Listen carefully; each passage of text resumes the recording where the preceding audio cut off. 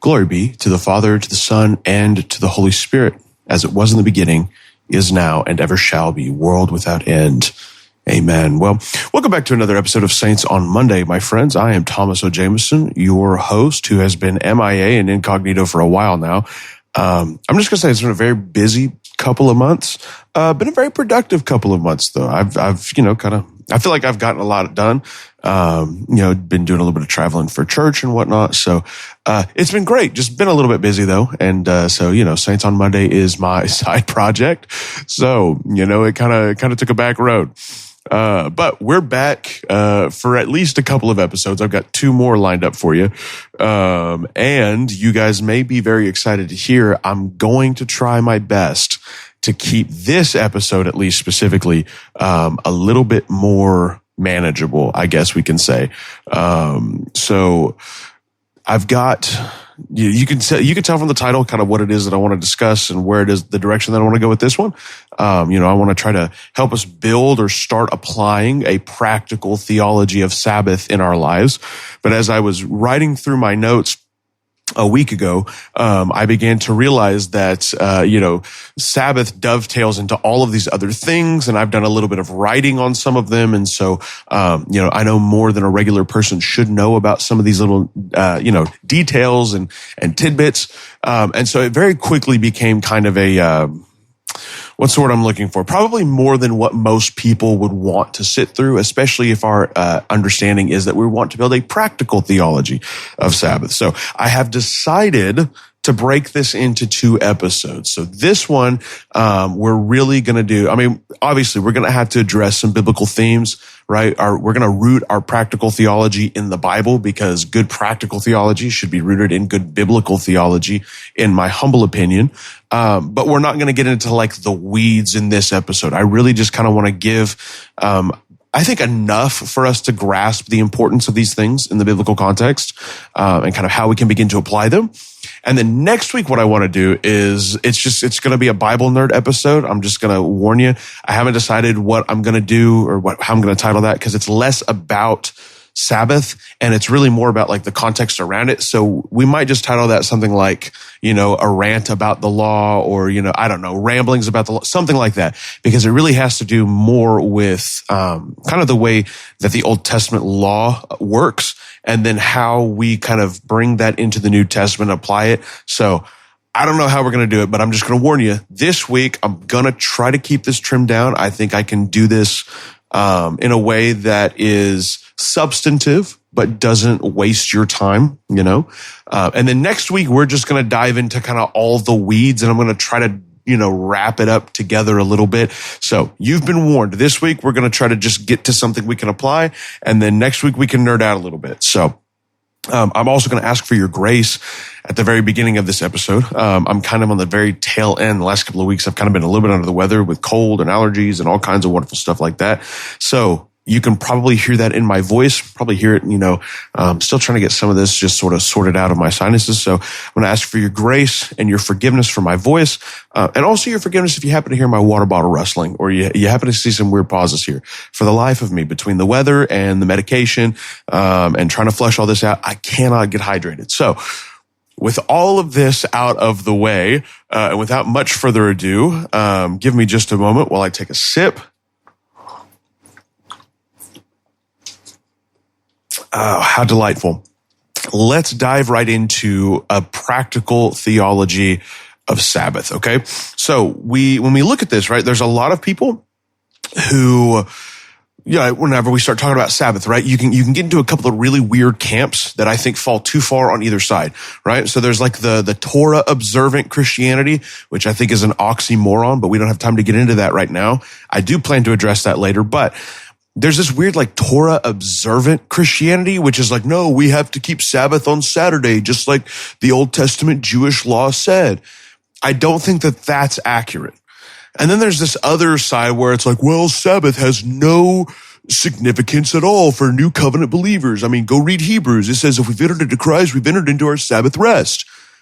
That's true. I'm not denying what the writer of Hebrews is saying. But the point of the writer of Hebrews isn't that Sabbath now no longer has New Testament application, right? Kind of as we address later, I don't know exactly when, so you'll just kind of have to hold your breath for when this happens. But later, whenever I address, kind of the New Testament Christian approach to the law, right? What you're going to realize is that the law isn't, it's not like done away with. It's not just repealed. Usually what's happened is it's modified. So usually it's deepened and it's broadened, right? The law says this like sort of detailed thing. And then Jesus comes along and says, okay, yes, but actually the spirit of the law is much deeper and broader than that, right? And so I think this is how, probably just to preface our discussion of Sabbath and kind of, coming into this, I think we need to approach Sabbath, and really we need to approach the Old Testament law in that kind of manner, recognizing that there is a spirit of the law that maybe we are freed from the letter of the law. And I hesitate to use that word because that gets into weird, like anti-law, anti-obedience type language. I don't like that. It's not what I mean by this. But at the same time, we're not bound by the letter of the Old Testament law. And yet, every place where Christ brings his instruction, every place that Christ teaches, he brings with him the full spirit of the law, right? And so that's kind of how I think we ought to really begin our thinking towards Sabbath, right? And I think that we need to just recognize, right? Most people will do this implicitly because, the Ten Commandments, or you were taught the Ten Commandments either in Sunday school or for, maybe, school growing up, depending on kind of, how you were schooled, whatever. Right. But I think just it bears to repeat the fact that Sabbath has a really great significance, especially under the Old Testament law, right? It is important enough under the Old Testament law that it is one of these things that really becomes an identity marker for the Old Covenant, right? This is one of those places, right? I know everybody wants to kind of point towards circumcision, like really, and it's kind of the really obvious thing. But Sabbath is another one of these like really powerful external identity markers of the Old Covenant, right? We got to recognize something. Both the list in Exodus and the list in Deuteronomy, both givings of the Ten Commandment, include this instruction that we are to remember the Sabbath day and keep it holy, okay?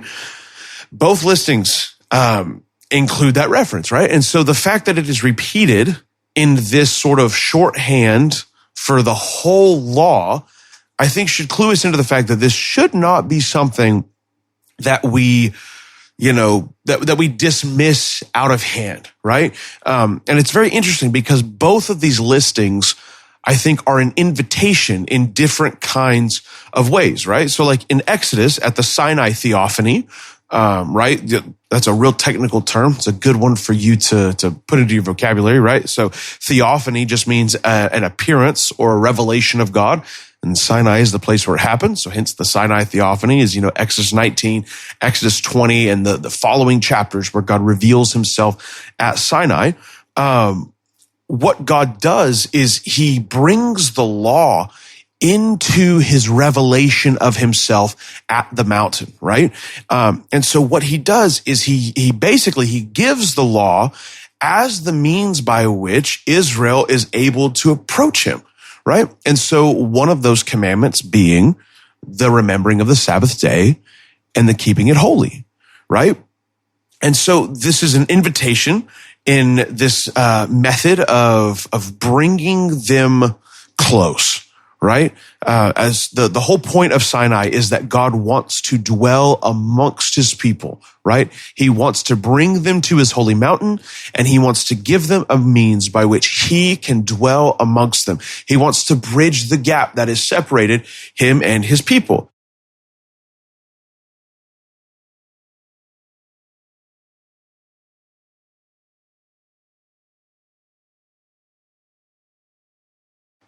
And so one of the ways that he does this is by giving them the Sabbath commandment. Remember it, commemorate it, and keep it holy to me, right? It is a means, especially at Sinai, it is a means by which we are able to draw close to God and by which God has determined he will draw close to us. In Deuteronomy, then, we see the Decalogue or the Ten Commandments. They are again summarized and presented not as a brand new revelation of God, a new theophany, but really they are presented and they are summarized once again as a renewal of the Sinai covenant, right? Because remember, as we get to the book of Deuteronomy, Israel has wandered in the desert for 40 years because they came to the promised land. They rejected God's faithfulness. All of the faithless have died in the desert. And so we have a new generation that is coming into the promises of God. And so to this new generation, God represents his covenant through Moses. And so even more so, I think, in the book of Deuteronomy, right? It's obviously the law of God, and especially in this context, the Sabbath commandment is an extension of the grace and the desire for God to dwell with and bring his people close to him. I think that is even more abundant in the book of Deuteronomy, because at this point, God would have every reason to just cast away his people, right? They have been faithless. They have been wandering in the desert for 40 years because of all of this. He would have every reason to just say, all right, well, we're just going to, wash our hands of this, just kind of brush the dust off, cast away his people and make somebody else, kind of the way that he threatened to do at Sinai. And yet, instead, what we see on the plains of Moab presented to us in the book of Deuteronomy is God willingly and lovingly representing his covenant and just inviting his people once again into relationship with him, right? And so as we look at the way that we ought to apply, covenant and the way that we ought to do these kinds of things, or the way we ought to apply the Sabbath, we should recognize, I think, that the Sabbath and really the law in its entirety is an invitation to us, right? And as such, right, as if we begin to understand the law as God's invitation to us and his instruction to us as to how we can draw close, I think we can begin to realize that principle behind the law absolutely has new covenant importance, right? And so I want to preface, or not really preface it, but I want to make it very clear here. I'm not arguing at all that Sabbath has to be observed in an Old Testament way. I don't believe that. I don't think that is an accurate reading of the scripture, right? I'm very familiar with passages like Romans 14 or the entirety of the book of Revelation, or really the entirety of the book of Hebrews as well, right? I think these three are very, very powerful cases against this like weird Torah observant strain of Christianity that I think utterly misreads the point of the Old Covenant and the point of the New Covenant, right? For example, Romans 14, we have this discussion of the strong and the weak. And one of the examples that Paul uses is this observance of holy days. That's not a Gentile construct. That's a Jewish construct, right? The Gentiles have their feasts to their pagan gods, but if they're coming to faith in Jesus, they're abandoning all of that, right? So the holy days that Paul has in mind in Romans 14 are the Jewish holy days, right? The Jewish rites, the Jewish customs, the Jewish feasts. And he says, some of you regard some days more significant than others, and some of you regard every day the same, right? Some of you observe the feasts, some of you observe the practices, and some of you don't. Either way, Paul says, both people regard the day to God, right? Whether they regard every day the same or whether they still practice the feasts in a messianic way, both of them regard them to God. And so those who do shouldn't judge those who don't, and those who don't shouldn't judge those who do, okay? He completely frees them, right? If you're going to serve Christ in that way, that's great. But you don't need to shove this onto somebody, and you don't need to take it off of somebody, right? Because the point here is our service to Christ, right? The holy days are a means to that service one way or the other, right? You look at the epistle to the Galatians, right? Paul describes the church as having been bewitched by Judaizers who think that in order to be Christian, you must be Jewish, right? You must observe dietary restrictions. You must be circumcised. You have to do the works of the law in order to be Christian. And the book of Galatians is abundantly clear. That is not the case. And I think even more clearly, the book of Hebrews, right? Especially chapter 8. The writer of the book of Hebrews tells us that when God refers to a new covenant, he makes the first covenant old or obsolete. And that which is decaying and growing old is ready to pass away because the fullness has come with Christ in the new covenant, right? And so again, I am not arguing for Torah observance.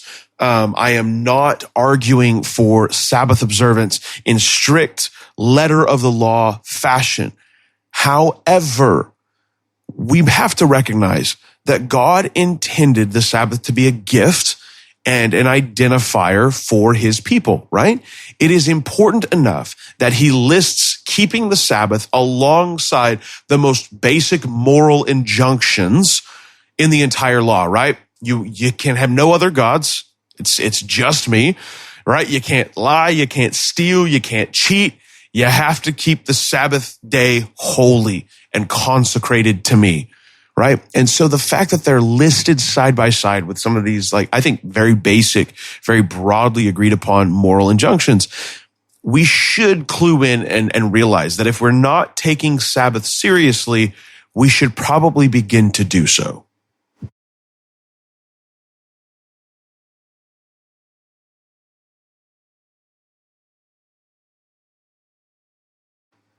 And so, in light of that, I want to look at both Exodus and Deuteronomy, these two sort of first injunctions. And the way that I have been able to describe this best and the way that it makes most sense to me is to sort of describe the Sabbath as having two layers, right? That may not make as much sense to you, or it has two spheres of influence, or it has two fonts, I guess you could say that it's expressed. It'll probably make a little bit more sense as I get into what I mean. But I think the way that it makes sense to me to communicate this is the Sabbath basically has two layers, or it has two spheres of importance, the transcendent and the immanent. Let me explain what I mean by that, right?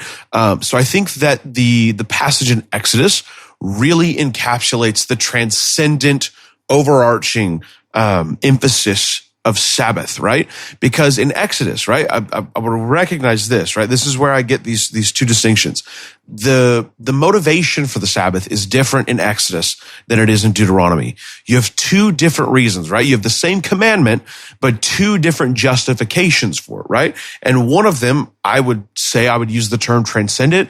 The other would be a more imminent justification for that, right? So here's what I mean by that.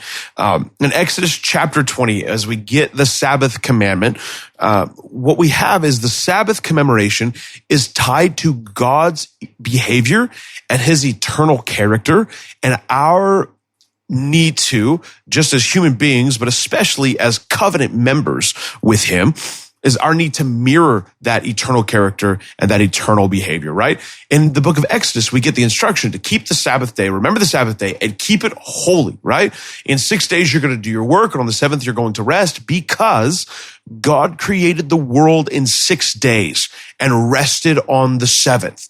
Therefore, humanity made in his image should mirror that behavior, right? So in Exodus, the Sabbath is another reinforcement of cosmic boundaries, right?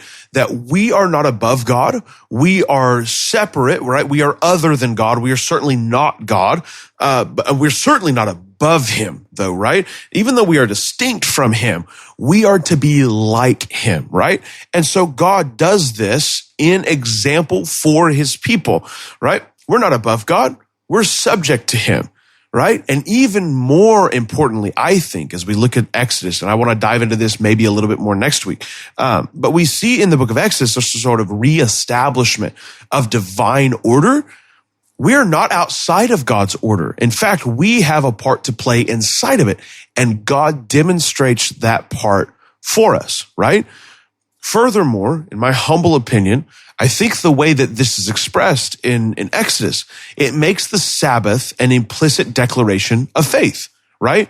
God worked on 6 days and it was complete, and he rested the seventh, right? So whether our work is complete in 6 days or not, we're going to rest the seventh. We're going to take our hands off the wheel on the seventh day, and we're going to leave the world in God's hands, right? And so in my opinion, I think the way that this is expressed in Exodus, at least, is a lived out, embodied declaration that God is God and we are not, right? The world keeps spinning, even though we are not involved with it for 1 day a week. But then we have the Decalogue in the book of Deuteronomy, right? And here's where I think we get the very imminent, right? The very close, the very near and dear to us application and motivation for the Sabbath observant, right? Because in Deuteronomy, Moses doesn't appeal to like ancient primeval history. He doesn't appeal to the very start of time and the cosmos and the world. Instead, he appeals to their recent imminent history.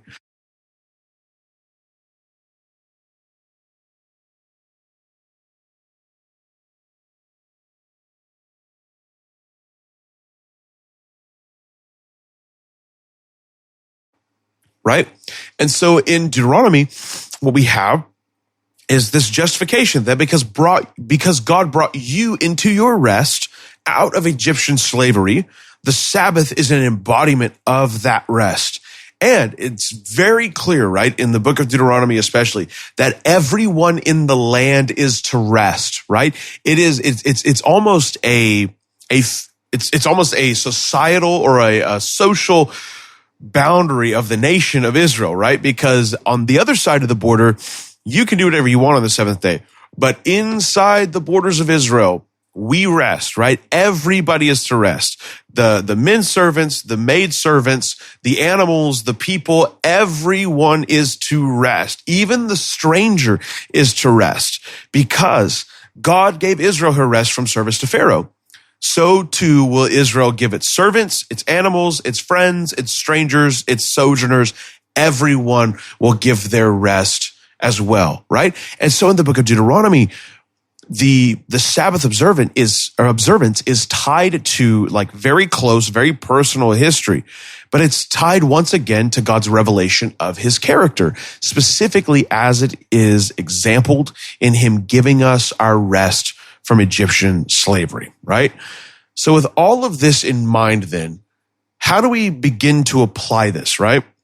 How do we begin to look at this? And so I want to give you 3 principles that have been really, really powerful and really, really impactful in my own life. And then I'll kind of explain how I've had to apply them in certain times or certain seasons of my life, right? The first thing that I want us to recognize, right, especially as we appeal to the way that the book of Exodus does, to the very beginning, right, the created order of the world. The thing that I think will begin to reshape our observance of Sabbath and the way that we take it into our lives is this notion that Sabbath was given as a gift for your humanity, but it was given as a gift for all of your humanity, okay? Something that we don't, I think, give enough credence to in 2026 is the fact that both the Old and the New Testaments command us to love the Lord our God with all of our heart, our soul, our mind, and our strength. We are commanded to love God with everything, both the material and the immaterial parts of who we are, right? Our body, our soul, our mind, our spirit, everything, right? As a man of God whom I have a great respect for and to whom I owe a great spiritual debt, Brother Kevin Lloyd likes to say, the gospel is good for the whole man, right? The good news of Jesus Christ, or the good news of covenant relationship with God is good news for all of you, including your body, right? And so as we begin to reshape our observance and our practice of Sabbath, I think that should really help inform us, right? Our practice of Sabbath should include genuine restoration for all of our humanity, right? This is going to include our spiritual, our mental, our emotional, and our physical components, right? And so one thing that has helped me really was reading, I believe, or it wasn't reading, it was listening. I forget, I couldn't point you to the podcast at this point, and I can't even necessarily give you a word-for-word quote.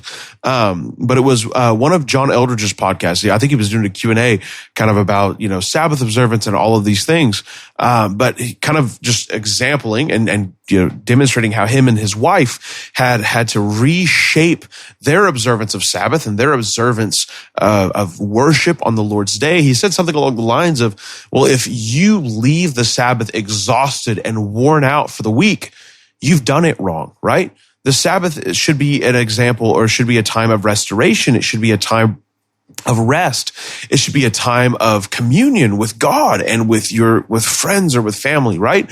And so if your humanity in whatever capacity is not being allowed to rest in the good work of God, I think there's something that's not quite right here, right? Because Sabbath is a gift, right? It should not be a burden. And here's the reality of this, something that I have had to learn the hard way and just had to work through and pray through myself, right? If we are going to begin accepting this as a gift, it is going to test our pride and it is going to test our obsessive tendencies. Because if you're anything like me, right, I will just fully confess right here for everyone to hear. I have a bad habit of thinking and believing that the world keeps spinning because I'm helping it along, right? I don't know what kind of responsibilities you have. I have enough responsibilities in certain aspects of my life that sometimes it legitimately is a kind of an example of, well, if I don't do it, it won't get done. And then we're going to have lots of bad consequences for it, right? And that may legitimately be the case in your own life. However, by deliberately practicing, right, the taking of a Sabbath, it's going to put you and I in a place of helplessness, right? Because we're going to step out of the rat race for a day. We're going to take our hands off the wheel for a day, and we are going to commend all of these things that are very important to us into the faithful hands of God. And if you're like me, that is an uncomfortable place to be at the first, right? Because if you're accustomed to having to rely solely on yourself, deliberately turning things over to God and taking your hands off of them, it is going to wreak havoc in your nervous system, right? It's going to spike your anxiety. It's going to spike your kind of aggravation with the world. That's how you're going to know it's working at the start, right?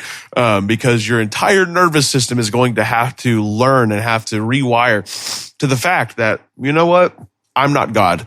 And so I'm going to leave these things in the hands of God, and we are going to apply ourselves in a completely different way to serving and loving Him, right?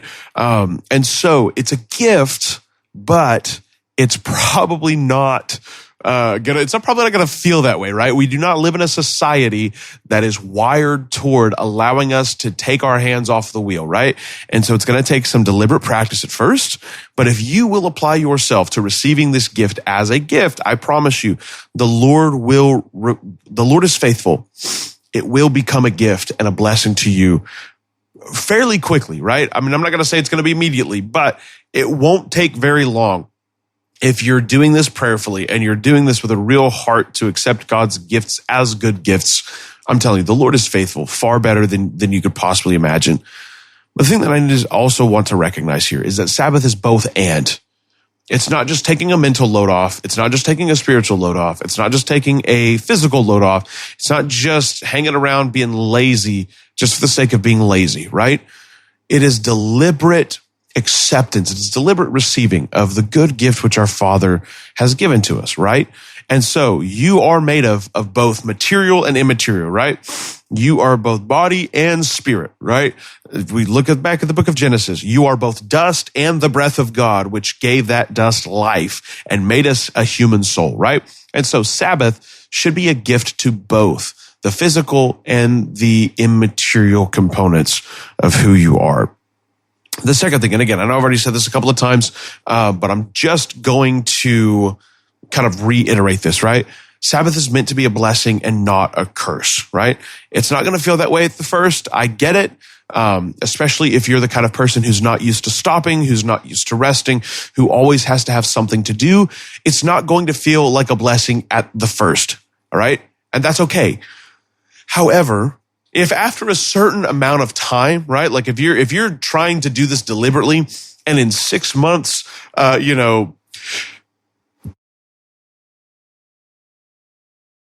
excuse me, I just saved you from a horrible cough right there. But if after, 6 months per say, whatever period of time, you put in whatever period of time you think is acceptable here, it's still not refreshing you the way that God intends it to, just take a look at it, okay? Just take a look at the way that you're approaching it. Take a look at the way that you are thinking about it, the way that you're praying about it, and take a look at your life, right? Because if Sabbath is still a burden after a certain amount of time, there's probably still something not right there. And the Lord is faithful. He will help you to to inhabit it, okay? The last and the final thing that I want to kind of reiterate, and I kind of want to balance myself just a little bit, okay? Sabbath is a grace in the new covenant. It is not a law. Because even Jesus recognizes that there are legitimate circumstances where the Sabbath might be lived like any other day. And I want to point you to Mark chapter 12 for a few good examples. I'm going to summarize it here, but go back and read that for yourself, and you're going to realize that Sabbath, even under the old covenant law, but I would say especially under the new covenant law of Christ, it's a grace and it's not a law. But a couple of the examples that Jesus uses in Mark chapter 12, I think, are especially powerful. For example, the priests in their temple service still profane the Sabbath in a sense because they're doing their daily labor. They're doing their daily work. Nothing changes on the Sabbath. The daily ministrations of the temple still have to go on. And God is pleased by this because the temple requires that kind of service, right? Another really practical example, right? If somebody's livestock is caught in a pit or a ditch or something like this, everybody's going to work to get it out and they're going to spare its life, right? It would be sinful to leave the animal to die by chance just because it's the Sabbath. He recognizes this, right? There's an opportunity to preserve life. And so in that sense, the Sabbath can be broken. In another sense, right? Jesus heals a man's lame hand on the Sabbath, declaring it is good to do, or it is lawful to do good on the Sabbath, right? And so recognize this as well, that even in our best attempts, there are going to be legitimate times when Sabbath, for whatever reason, is just not permitted, right? Whether it's illness, whether it is just an unseasonably busy time, for whatever reason, right? I get it. The Lord understands. However, right? Again, we're going to try to balance and counterbalance this a little bit, right? There are legitimate reasons that Sabbath may not be, easily practiced in your life. That's fine. However, on the flip side, again, if this is a regular occurrence, if it's just us shirking, I would say, our responsibility to practice Sabbath and rest in the work of the Lord, again, we need to reiterate ourselves, right? So if this sort of abandonment of Sabbath is sort of on a need by need basis, right? If it's on the occasional basis, live in the grace of the Lord. Don't feel badly about it, right? Serve God faithfully and do so under extenuating circumstances, right? Your Father is still pleased with you. And also at the same time, if you're just abandoning the Sabbath because you don't want to take a day off or because you think you can't afford to take a day off because you are the one holding this all together, again, I just would humbly invite you, my friends, check your heart. Really examine who your faith is in, because this is the point of the Sabbath. It is a declaration that our faith is in God alone, okay? And so, for example, right, I want to wrap this up with just a practical example of how I have had to live this in a very, very busy season of life, right? And so over the last several years, right? Some of you guys know, I was in, college for about 9 years. I earned 2 degrees. I don't say that to brag on me. I say that to kind of, because that's the context, of what I want to give an example. At the same time, I was working full time, and I was also pastoring. So I had a lot of things that were riding on me, and in very real sense, right? My studies, my job, and in some capacity, my ministry really did ride on my ability to devote myself and my ability to, to do the things that were required. And so there were several years of my life where Sabbath kind of looked like a rolling setting down of responsibilities, right? I did not have the ability, and just the way that my schedule was worked out, I didn't have the ability necessarily to just set everything aside all at once very often. But I would take a day, right? All 3 of these main hats that I wore, my education, my ministry, my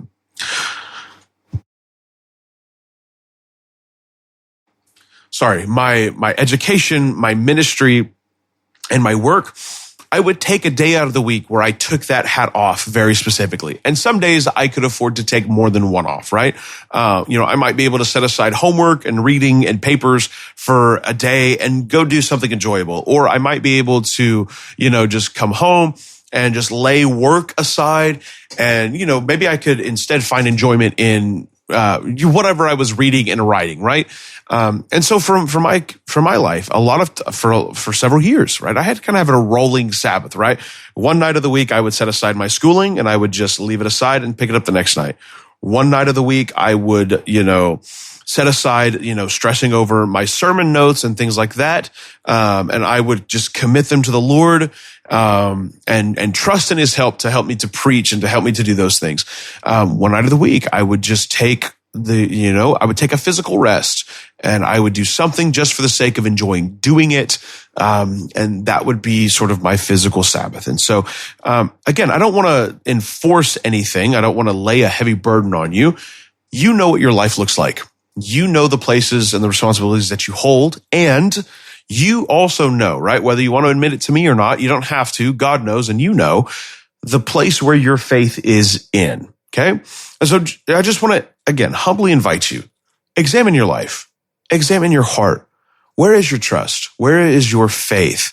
And how might you be able to live out a Sabbath practice in order to embody, right, with the way you live your life, the fact that God is God and you are not. So I hope that this is helpful. I hope that we didn't get unnecessarily bogged down in too many details or too many weeds. And I hope that this is a blessing to you because, again, I'm just trying to give to you what has been extremely helpful to me, right? And the lessons that I have had to sometimes come back and relearn a time or two, right? But I think you'll find that if you are faithful to do what God has asked and you're faithful to take up the gifts of God, you'll find that God is faithful to cover the rest. So I hope this is helpful. I hope that you are blessed. I hope that you are well. And please know of my prayers for you. And if you happen to think about it, pray for me. So I'll catch you guys in the next one. Goodbye for now.